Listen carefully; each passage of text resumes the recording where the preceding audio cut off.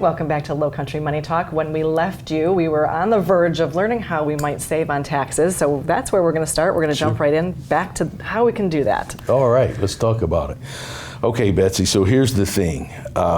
With the market being down and probably continuing that for a while, in the past we had talked about on average when we go into bear markets, they usually last about a year and a half. Okay. And usually the S&P 500 index can go down as much as 40%. Huge number, huge number. Yeah, and usually it does make you scary a little bit, huh? Yeah, a little bit like that. So take your portfolio now, the total, and deduct maybe another, I don't know, 25%. Okay, that's a little scary. Yes. So what we want to do is see, you know, this is maybe a little bit longer. We live in the world of instant gratification, right? So this market may be around a while. Okay. So we need a plan to take care of things and take advantage of it while we're going through this. It can take up to 5 years to, you know, get back to where we were on our holdings. Right. So we do need a plan. And you, as before we started filming this segment, you were talking about that the tax code that's in place right now is there until 2025. So right. It might be prudent to have a plan that takes you through 2025. And as a financial advisor, how do you kind of guide somebody Sure. to make that plan? Okay, Betsy, what I like and what I learned when I was in the military over here in Beaufort for a long time. So what I learned is that if we designed a plan, it lowers stress. Yeah. Because when we're hit with, oh yeah, we already have a plan for that, you know, we're expecting this or whatever, then we don't get as hyped up when the media is like, oh, the market dropped 500 points today or 3, you know. So the one thing we'll say is this current tax code, income tax code, that we're under expires, the last tax year is 2025. Okay. So we've got a few years that we can work with the lower taxes. Once it sunsets, it'll just go back to the way it was. So it's an automatic tax increase. So one thing we may look at is if I have money that is due to be taxed, and right now we're at a lower tax, I may figure ways, hey, can I go ahead and pay taxes on that now?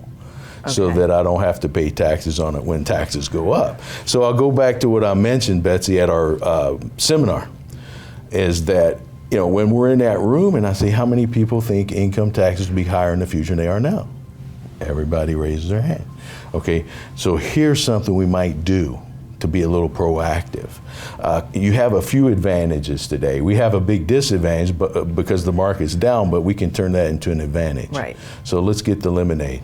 So one thing, if I have a stock that's depressed, but it's a good stock, and I'm planning on keeping that stock, and it's in the form of an IRA, why don't I want to go ahead and pay taxes on that stock now?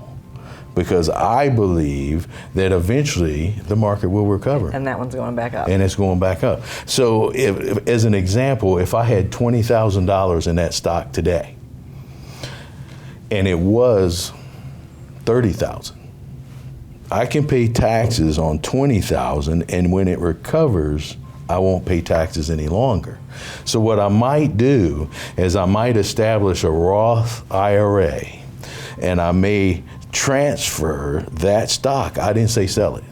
Right. Okay. That's a key difference. Yeah. We don't like selling low. We don't want to sell low. No. We like buying low. Right. Which we may have that opportunity to. Right. Now we can change things though when they're low, but let's say we take this stock that's depressed and we move it over into a Roth IRA and we pay taxes on it now when it's $20,000.